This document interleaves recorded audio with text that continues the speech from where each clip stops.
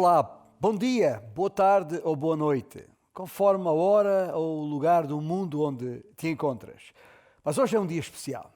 E é um dia especial por duas razões. Primeiro, porque estamos aqui juntos neste nosso cantinho virtual, mas principalmente porque celebramos a ressurreição de Cristo. Celebramos a ressurreição de Cristo no mundo cristão. Aliás, sem ressurreição, a chamada fé cristã nem teria nenhuma razão de ser. Mas por falar em mundo cristão, mas o que é isso de mundo cristão? Será que tudo o que se chama cristão é verdadeiramente de Cristo? Sábio é o nosso povo quando diz: nem tudo o que luz é ouro.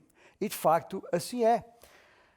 Por causa do impacto que esta pandemia, ainda na ordem do dia, a que chamamos de Covid-19, por causa do impacto que está a ter em todo o mundo, uma das palavras que mais tem sido usada, e eu diria abusada, principalmente nas Américas do Norte e do Sul, é a palavra evangélicos. E talvez aí onde estás perguntas, mas o que é isso de evangélico? O que é isso dos evangélicos? Quem são os evangélicos? O que pregam os evangélicos? Será que todos os que se chamam evangélicos são verdadeiramente evangélicos? Pois bem, esta nossa igreja, que chamamos Batista Antioquia, e Antioquia porque nos identificamos com a matriz histórica e teológica que havia na igreja de Antioquia da Síria no primeiro século.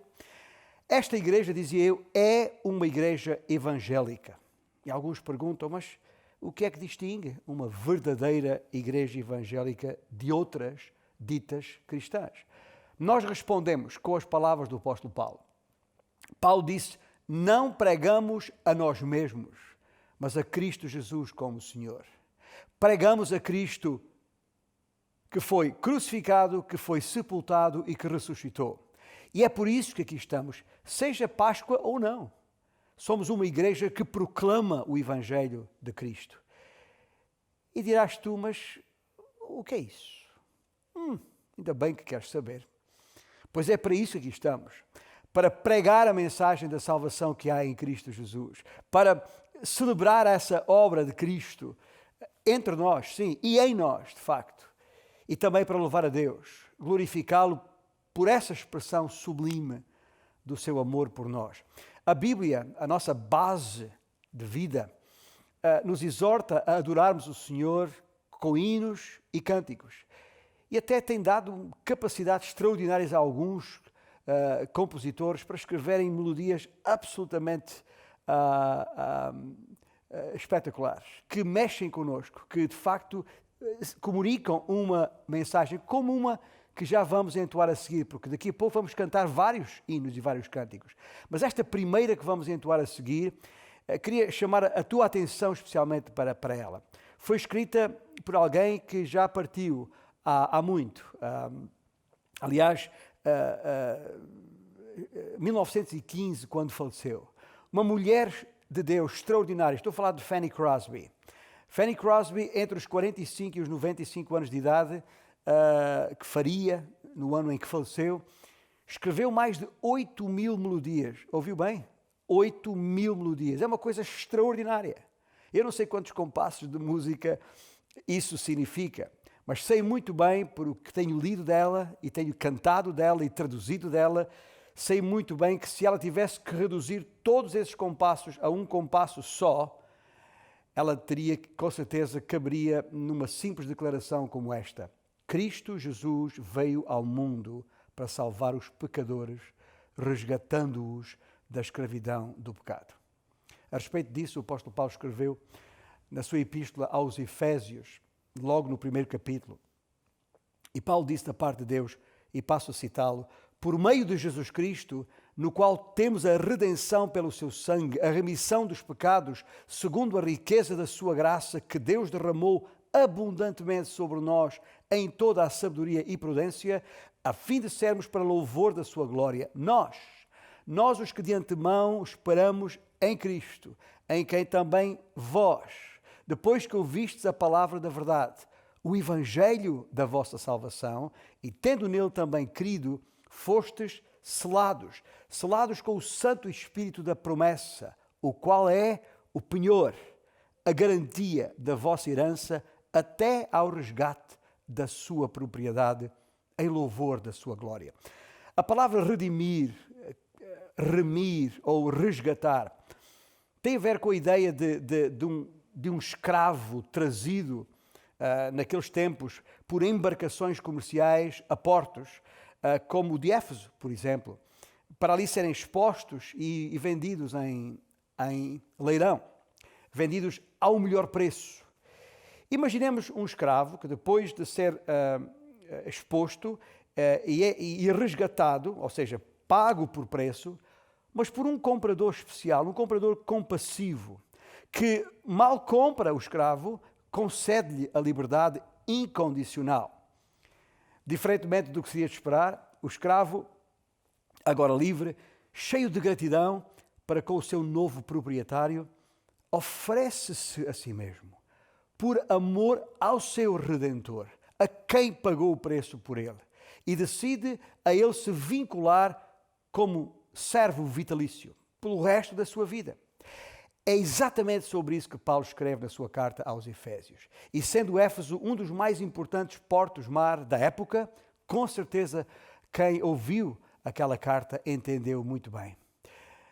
Por causa do pecado, o homem ficou separado de Deus, tornando-se escravo de Satanás. Ao morrer na cruz, Cristo pagou o resgate necessário para o libertar dessa escravidão, oferecendo-lhe assim a sua salvação. A dívida que tínhamos para com a justiça de Deus foi saldada, libertando-nos das algemas da escravidão do pecado e da ira eterna de Deus. Gratos por tamanha libertação, apegamo-nos ao nosso novo Senhor com amor. E é a compreensão dessa redenção que nos leva a cantar, vez após vez, o refrão deste belo hino que Fanny Crosby escreveu, veja só, em 1882. Remido no seu sangue purificador, remido eu vou proclamar, fui salvo por seu grande amor. Cantemos juntos.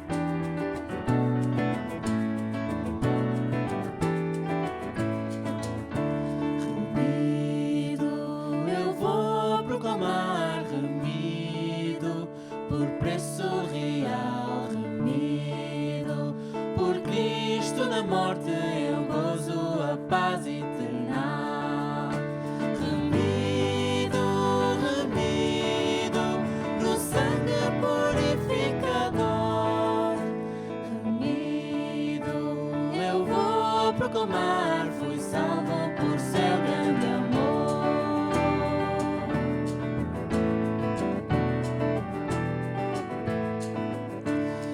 Remido e feliz Jesus, palavras não podem contar. Na luz da sua santa presença eu vou para sempre andar.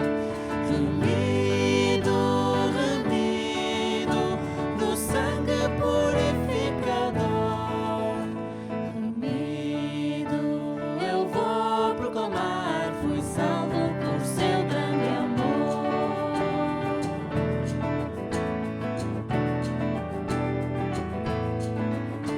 Pensando no meu Redentor, pensando, vou sempre orar, vivendo. Eu quero servi-lo, morrendo no céu vou cantar.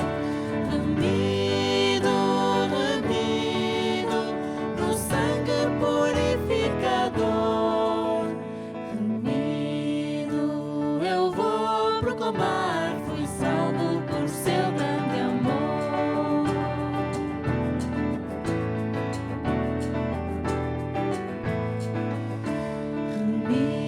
Remido por Cristo na glória, seu rosto irei contemplar, pois guia meus passos incertos até lá no céu eu entrar. Até lá no céu eu entrar.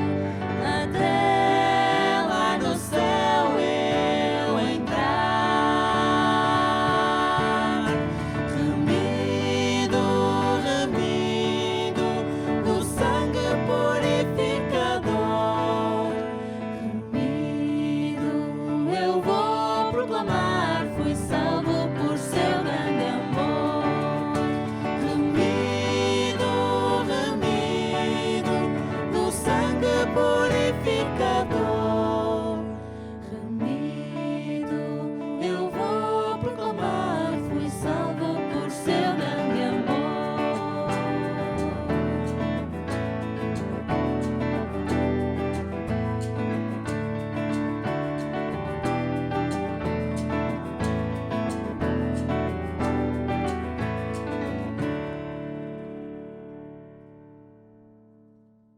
Nestes últimos tempos de pandemia, temos ouvido alguns comentários a propósito da maneira como alguns cristãos vêm reagindo à situação, à evolução do chamado Covid-19, expressando tristeza e lágrimas.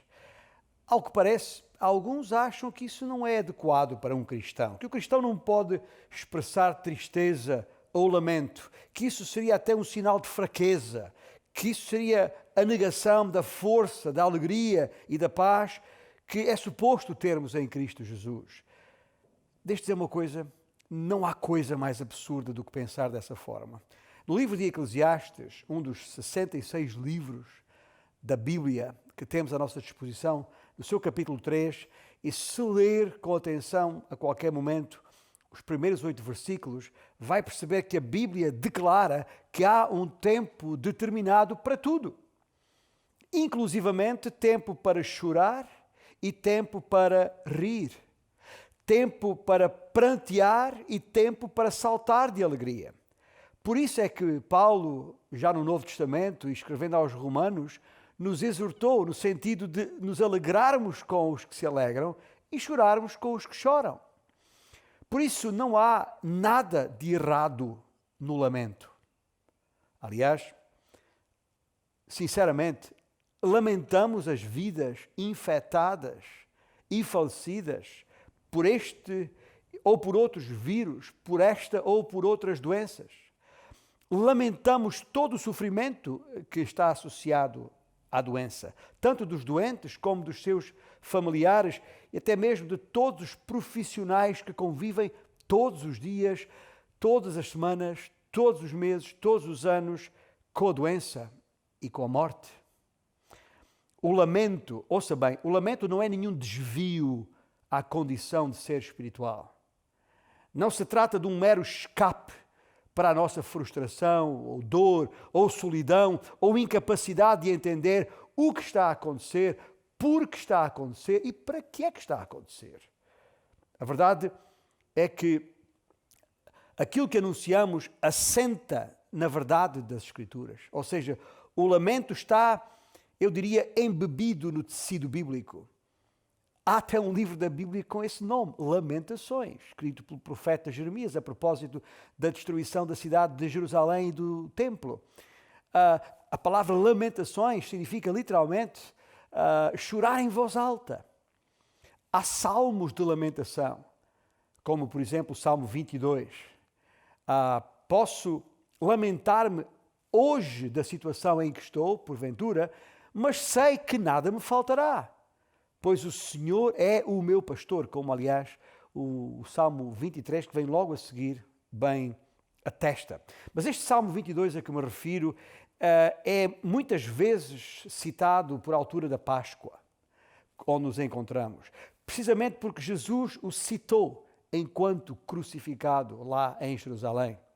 Deus meu, por que me desamparaste? Disse Jesus.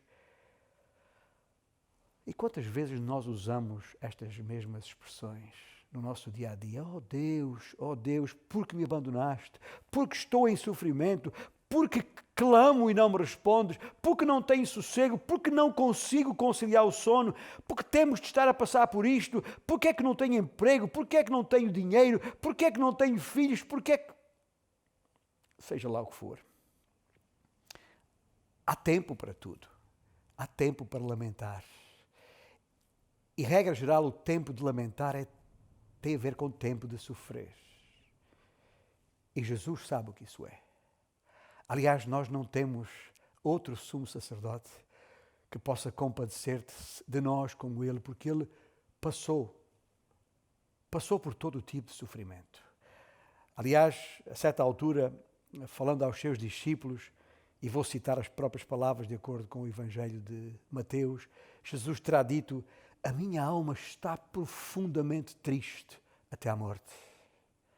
Lucas, no Evangelho que tem o seu nome, no capítulo 22, diz até que Jesus, estando em agonia, orava mais intensamente.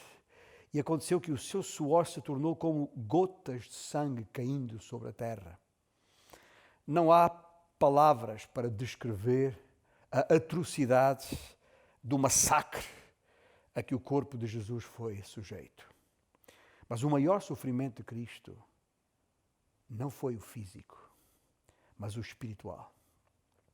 Veja, estamos a falar de Jesus Cristo, o Filho de Deus, o próprio Deus, o Santo dos Santos, onde não houve nem podia haver pecado. Carregar sobre si os pecados de toda a humanidade. Já pensou nisso? Que peso, que dor, que desolação, que horror! Não dá para entender. Nós não temos as nossas mentes não conseguem sondar tão profundamente.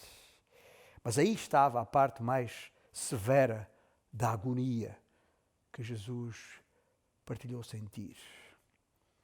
Em Marcos capítulo 15, no versículo 34, em grande agonia de alma, Jesus clamou em alta voz. Eu gosto de sublinhar este clamou em alta voz, sabe porquê? Porque não estávamos ali diante de ninguém, tipo vítima, em último suspiro, em desespero de causa, uma vítima exausta, desmoralizada ou derrotada. Não! Cristo clamou em alta voz: Eloi, Eloi, lama sabachthani. O que quer dizer, na nossa língua, Deus meu, por que me desamparaste? Durante aquelas 3 horas, entre a hora sexta e a hora nona, correspondendo no nosso horário entre o meio-dia e as 3 da tarde, quando Jesus carregou sobre si os pecados do homem, dos teus pecados, dos meus pecados, o Pai retirou do seu Filho a luz da sua presença. Um sinal do juízo de Deus sobre Israel, este de retirar a luz, de trazer trevas, tal como havia feito numa das pragas do Egito, pode conferir lá no Velho Testamento, no capítulo 10 e 11 do Êxodo. Mas Deus trouxe juízo sobre Israel naquelas pragas e trouxe trevas a que se seguiram justamente a morte dos primogênitos. Trevas ao meio-dia. Trevas ao meio-dia justamente para demonstrar a onipotência de Deus, pelo facto dos homens terem rejeitado a verdadeira luz vinda ao mundo, Cristo Jesus. Daí o sentir-se abandonado pelo Pai. Naquele momento, a intimidade própria da comunhão entre o Pai e o Filho foi obscurecida. O brilho da sua glória foi ofuscado. A pergunta, por que me desamparaste, não foi nenhuma expressão de dúvida ou surpresa diante do Pai. Não, foi retórica. Foi a citação das palavras de Davi, precisamente lá no tal Salmo 22 que referi há pouco, para demonstrar uma vez mais o cumprimento das Escrituras, que Cristo tinha vindo e estava a morrer e iria ser sepultado e ressuscitado segundo as Escrituras. De facto, o Pai abandonou o Filho no sentido judicial da palavra, demonstrando que a pena de condenação que ao homem se referia recaíra verdadeiramente sobre Jesus. Jesus pagou, e pagou mesmo, a penalidade devida pelos nossos pecados. Mas ouça, fazer cair sobre o Filho a iniquidade de nós todos era o plano de Deus, desde a queda do homem. Como falámos na semana passada, está lá em Gênesis capítulo 3. E, portanto, era a vontade do Pai que as coisas acontecessem desta forma. E daí a oração do próprio Jesus Cristo, conforme Mateus registou no seu Evangelho, no capítulo 26 e versículo 42, quando Jesus terá dito: meu Pai, se não é possível passar de mim este cálice sem que eu o beba, faça-se a tua vontade. Porque já era a vontade de Deus que as coisas acontecessem assim. E assim foi. Portanto, é tempo de lamentar, sim. É tempo de sofrer, sim. E é tempo de morrer. É tempo para morrer. E é João, no seu Evangelho, que tem as palavras que ficaram uma das frases mais breves em toda a Escritura, mas ao mesmo tempo das mais marcantes, quando Jesus diz, está consumado. Tetelestai. Está consumado. O que é que está consumado? Está consumado o sacrifício redentor de Cristo, de que falámos há pouco, de que cantámos naquele hino de Fanny Crosby. Consumado significa completo, terminado.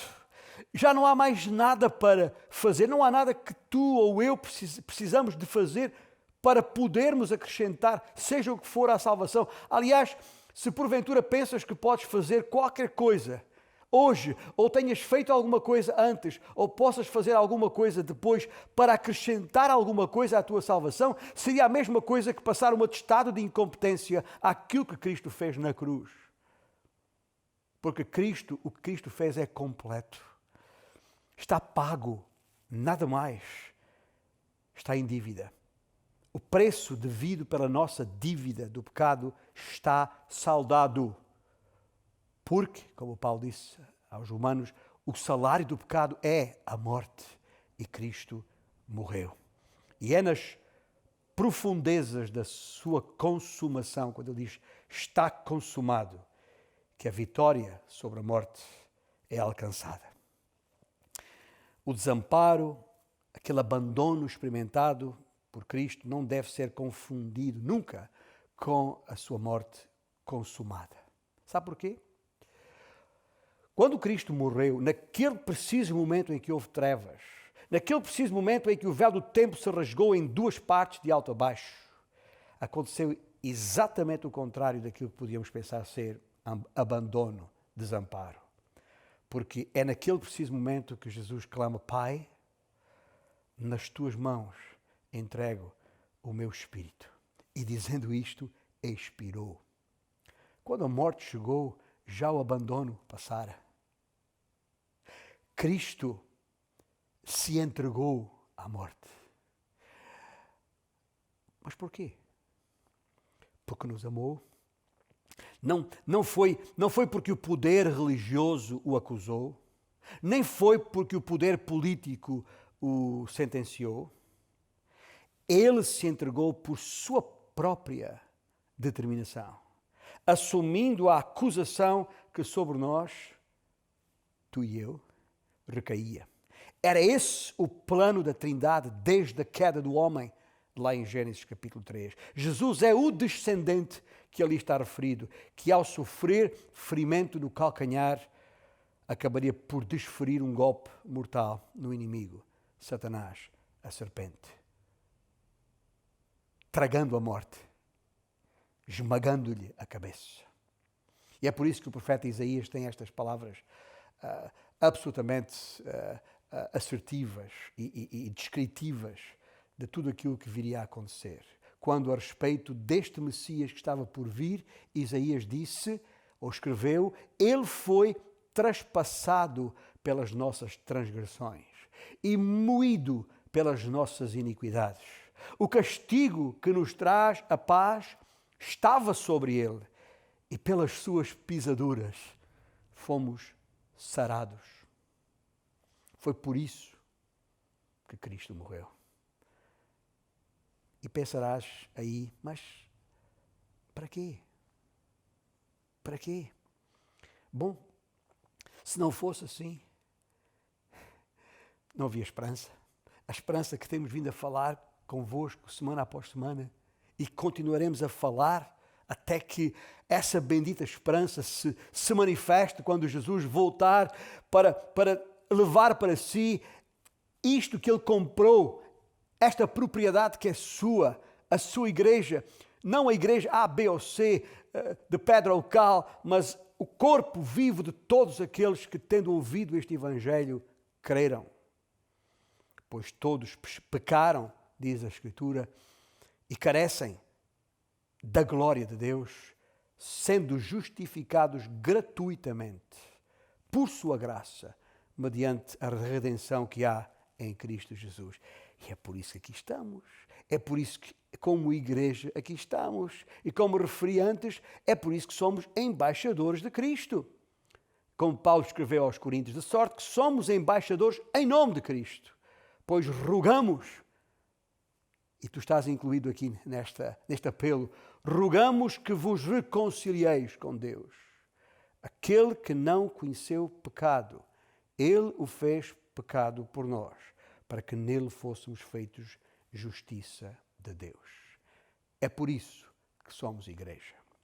É por isso que aqui estamos, salvos pela graça, por meio da fé. Nós, que antes estávamos mortos em nossos delitos e pecados, agora temos vida e a vida eterna.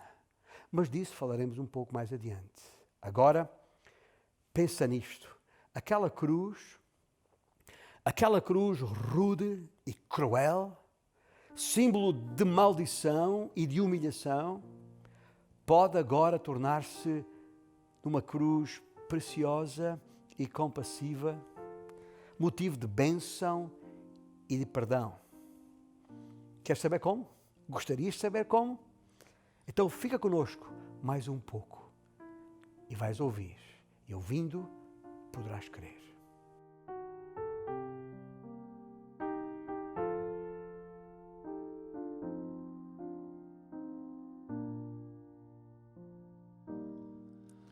Rude cruz se erigiu, dela o dia fugiu, como emblema de vergonha e dor. Mas eu amo essa cruz, porque nela Jesus deu a vida por mim, pecador. Se eu amo a mensagem da cruz, até morrer eu a vou proclamar.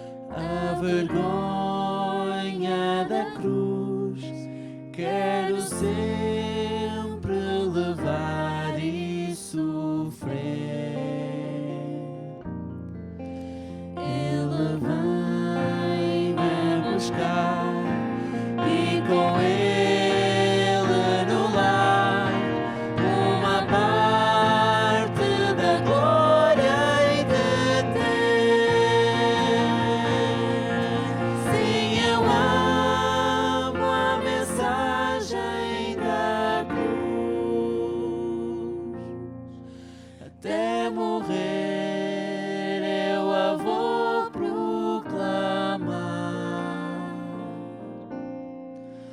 Levarei eu também minha cruz, até por uma coroa trocar.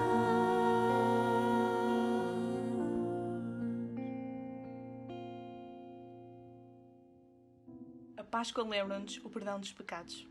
Todos somos pecadores e precisamos de Jesus. Só Jesus pode perdoar pecados. Ele é o único Salvador. A Páscoa lembra-nos um amor sem igual. O amor de Deus é tão maravilhoso que fez entregar o seu único filho, perfeito, para morrer na cruz em nosso lugar. A Páscoa lembra-nos sacrifício legítimo. Jesus é o Cordeiro de Deus que foi sacrificado em nosso lugar. A Páscoa lembra-nos comunhão perfeita.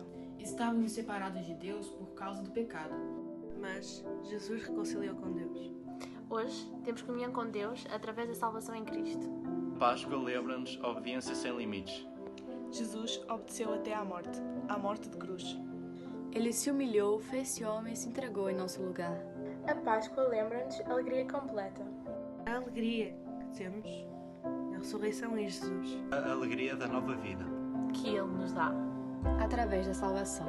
A alegria de Pertencer a Jesus.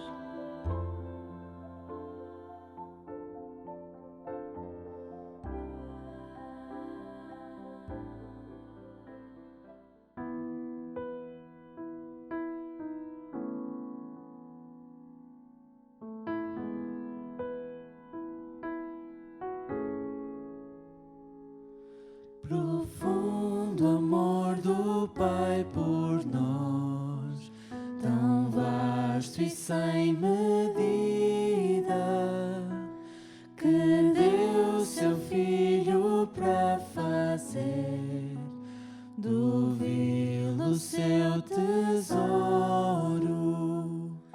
Que rude golpe para o Pai, chorando vir ao rosto, ao ver as dores pelas quais os filhos vêm à glória.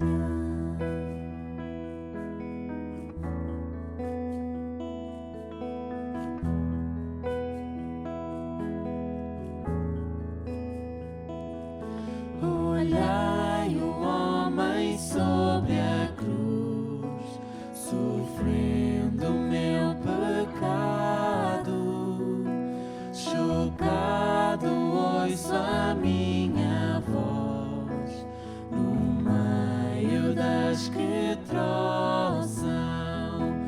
É minha culpa que o prendeu até estar consumado. No grito dele ao Espírito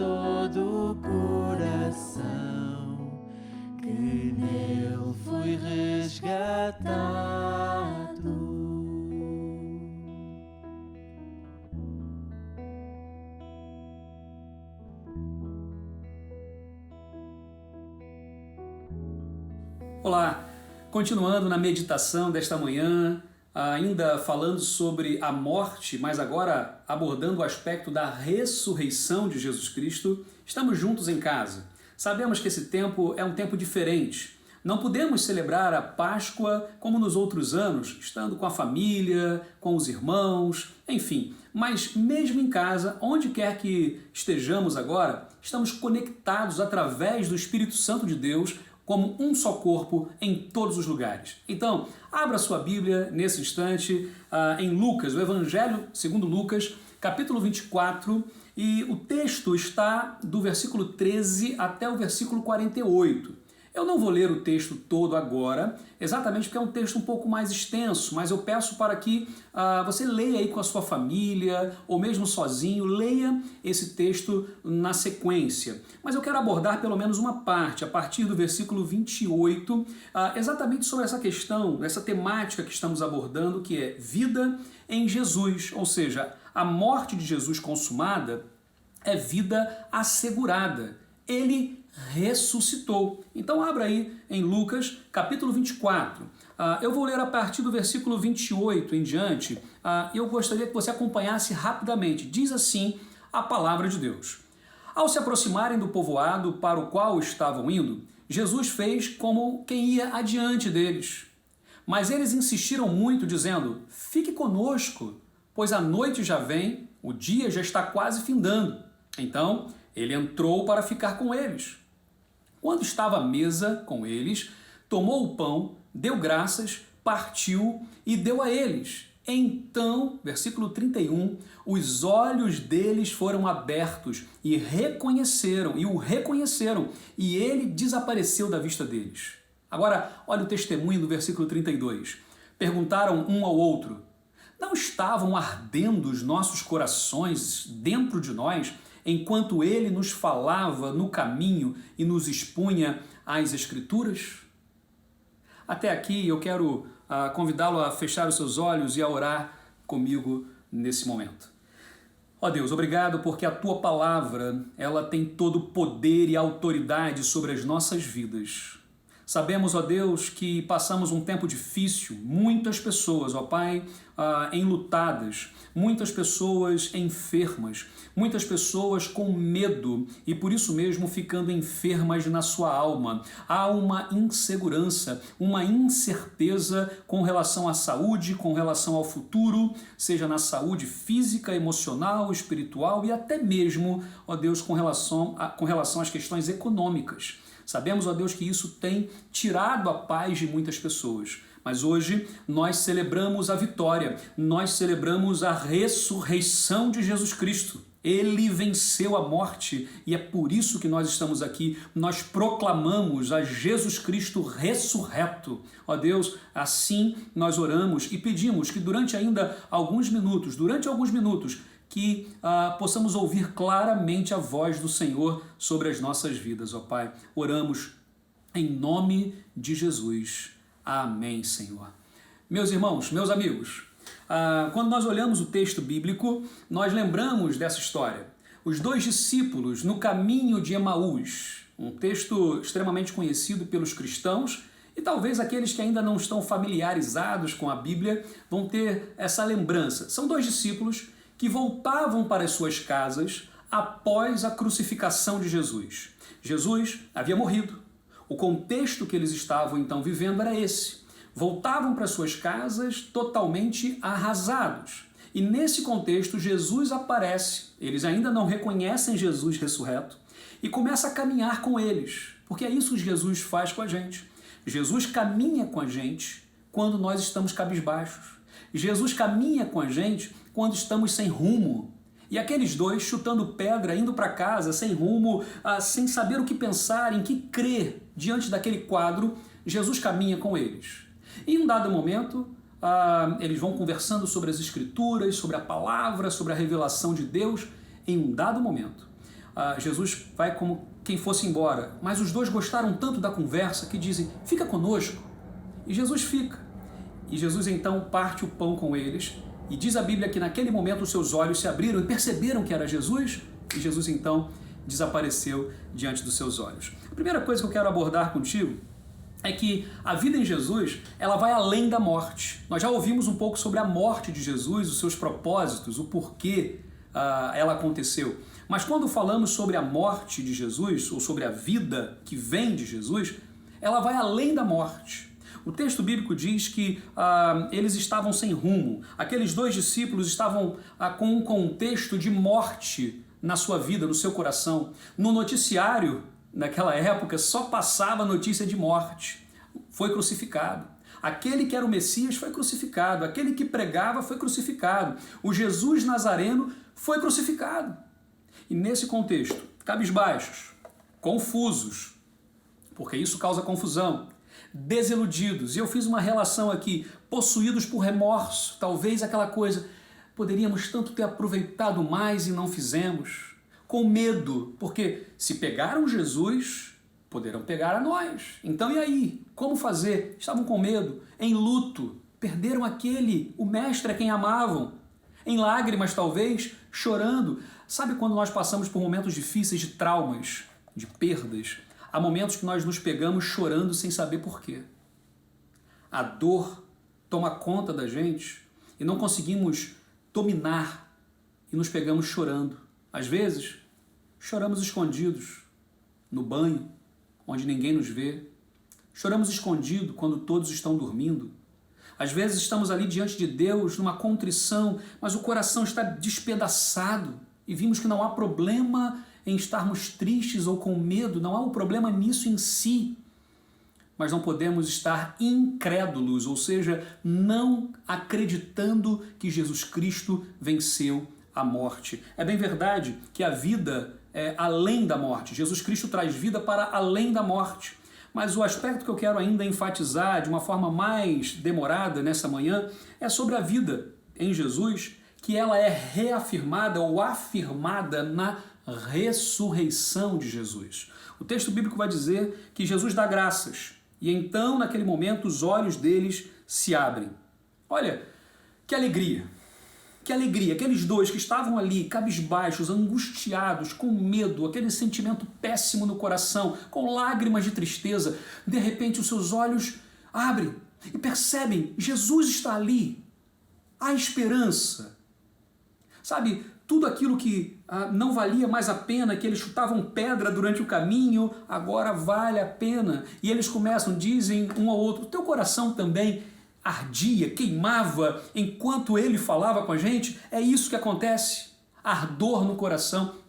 Precisamos nesse tempo ter o nosso coração queimando, ardendo por Cristo Jesus, nosso Senhor, sabendo que Ele venceu a morte e Ele nos dá a vitória.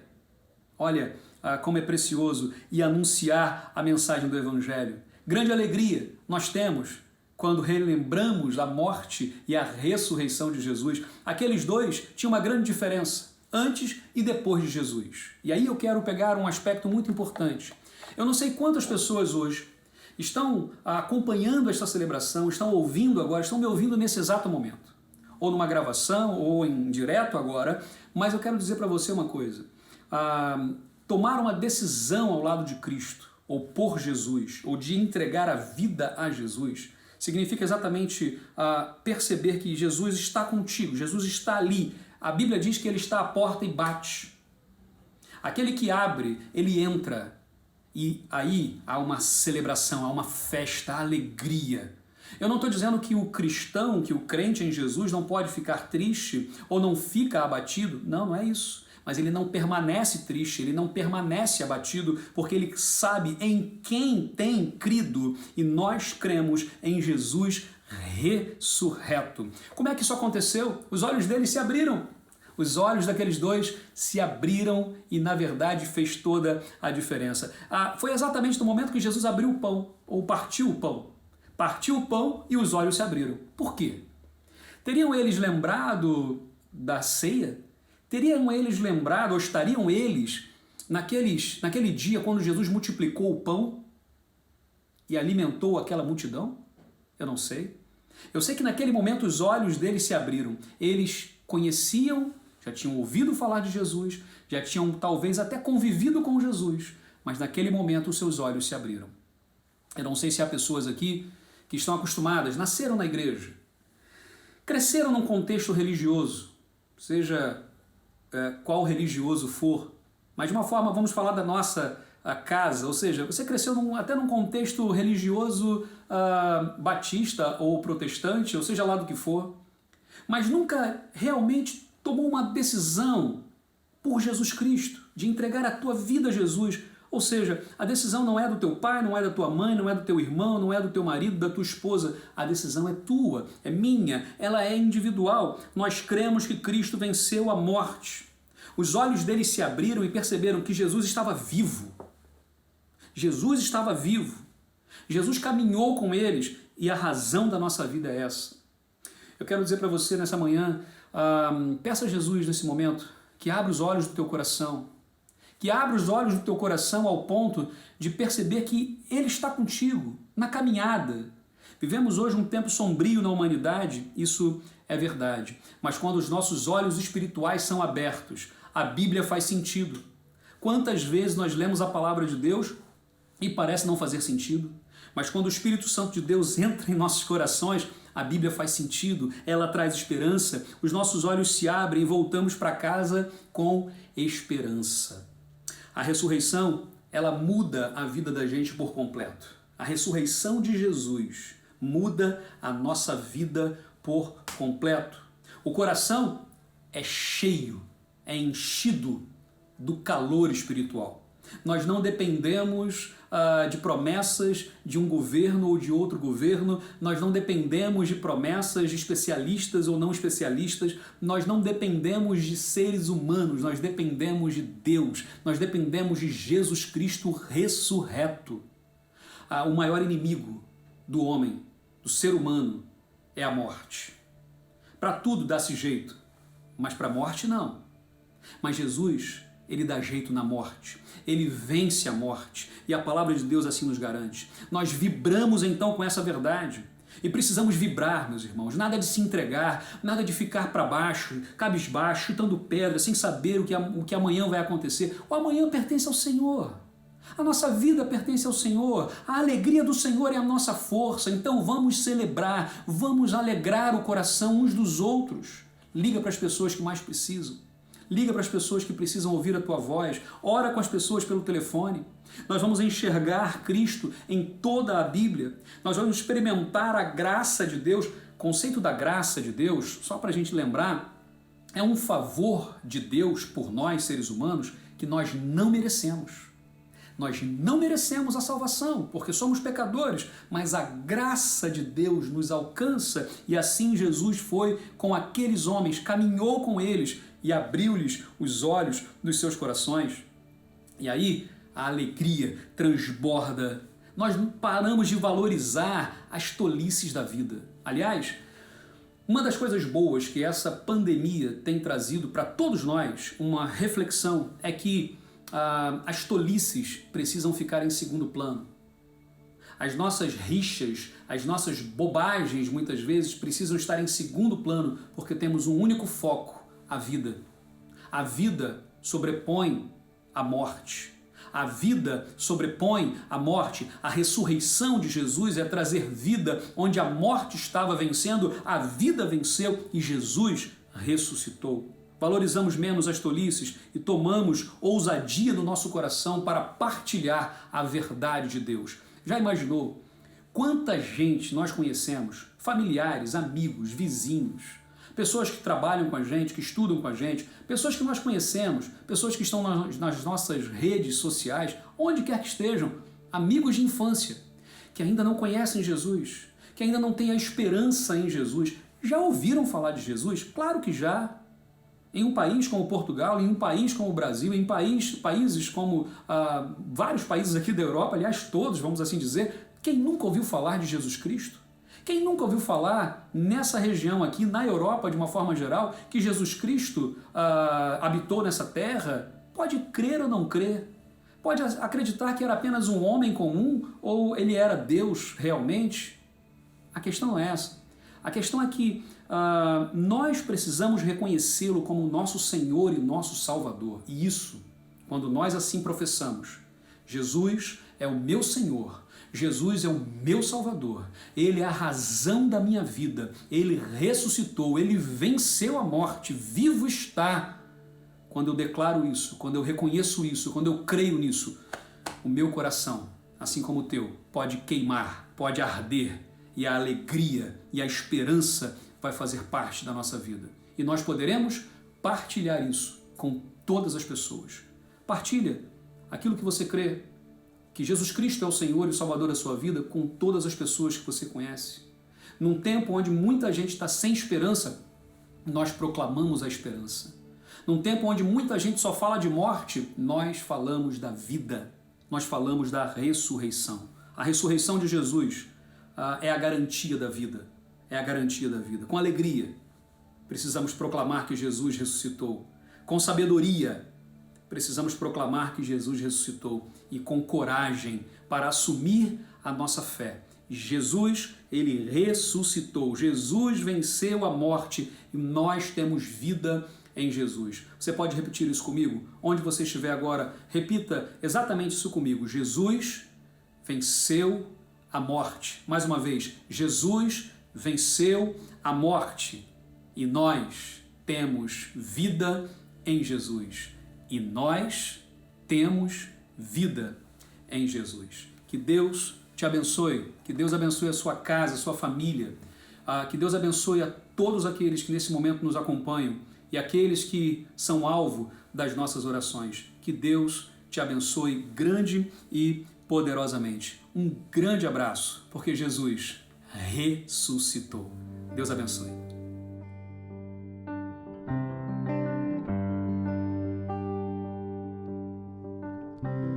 Sozinho em tristeza e em aflição, sem esperança e sem direção, Sua misericórdia se fez em amor. Ao vencer a morte, minha vida mudou. Tua graça em mim traz perdão sem fim. Nova vida tenho em ti, pois livre sou. Teu eterno amor derramado em mim. Nova vida tenho em ti, pois livre sou. Preso estava e me libertou. Minha vergonha com sangue pagou. Me fez seu amigo, trazendo perdão. Ao vencer a morte, minha vida mudou. Tua graça em mim traz perdão sem fim. Nova vida tenho em ti, pois livre sou. Teu eterno amor derramado em mim. Nova vida tenho em ti, pois livre sou.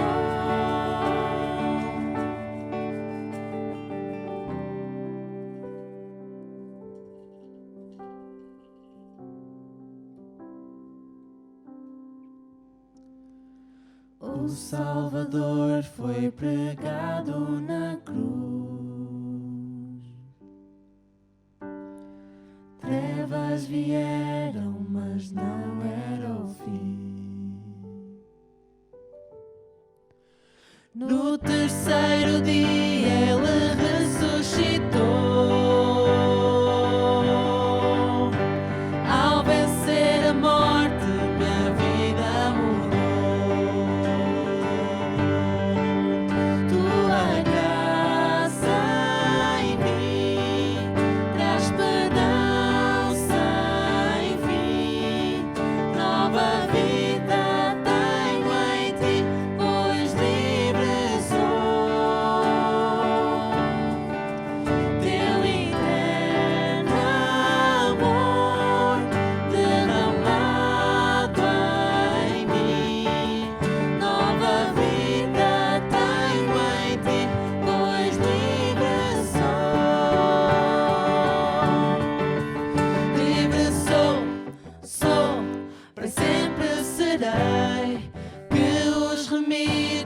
adorem a ti. Livre sou, para sempre amém. Ao vencer a morte, minha vida mudou. Livre sou, para sempre serei. Que os remidos adorem a ti. Livre sou, para sempre amém. Ao vencer a morte, minha vida mudou. Tua graça em mim traz perdão sem fim. Nova vida tenho em ti, pois livre sou. Teu eterno amor derramado em mim. Nova vida tenho em ti, pois livre sou. Tua graça em mim traz perdão sem fim. Nova vida tenho em ti, pois livre sou.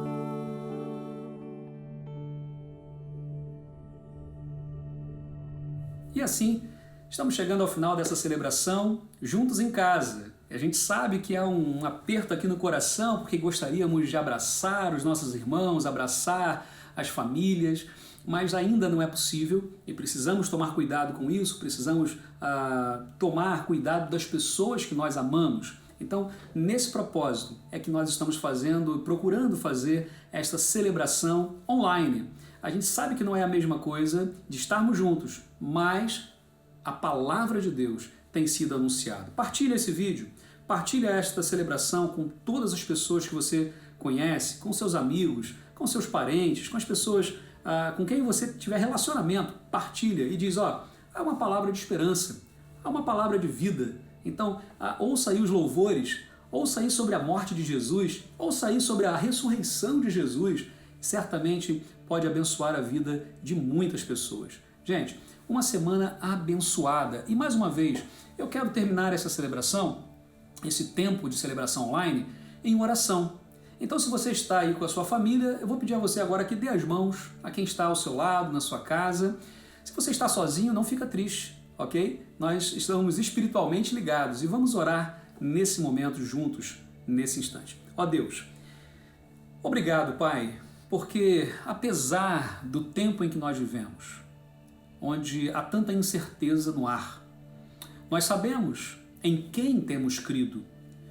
É verdade, ó Pai, que às vezes ficamos como aqueles discípulos ali no caminho de Emaús. Nós não sabemos direito o que eles conversavam antes de Jesus estar com eles, mas a verdade é que o coração deles estava amargurado, o coração deles estava angustiado. E quando eles encontraram com Jesus, ou melhor, quando Jesus encontrou e abriu-lhes os olhos, o coração deles se alegrou, queimou, voltou a bater de uma forma saudável espiritualmente.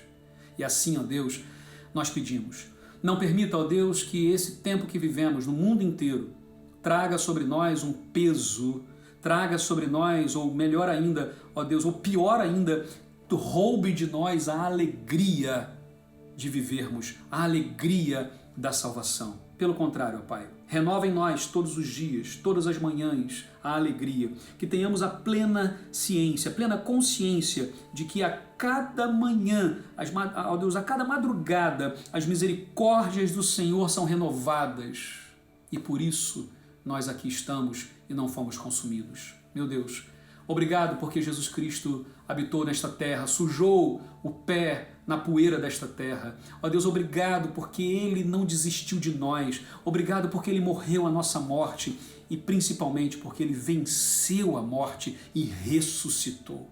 Ó meu Deus, aceita o nosso louvor, aceita a nossa adoração e neste momento, todas as famílias que aqui estão conectadas, ó Deus, abençoa, guarda, proteja em nome de Jesus, ó Pai. E dá-nos uma semana abençoada. Àqueles, ó Deus, em especial, que precisam sair todos os dias, para trabalhar, seja em qual área for, mas precisam sair, que o Senhor os proteja e os guarde. Dá, ó Deus, a bênção redobrada sobre as suas vidas, ó Pai. Ó Deus, aqueles que estão nos grupos de risco em especial, guarda-os e proteja-os, ó Pai. E a todos os demais, que o Senhor nos abençoe, nos guarde, proteja e também nos dê a consciência de que precisamos preservar a vida do outro. Ó, em nome de Jesus nós oramos, ó Pai. Amém, Senhor. Amém. Que Deus abençoe. Um grande abraço, uma excelente semana na presença do Senhor Jesus. Tchau, tchau.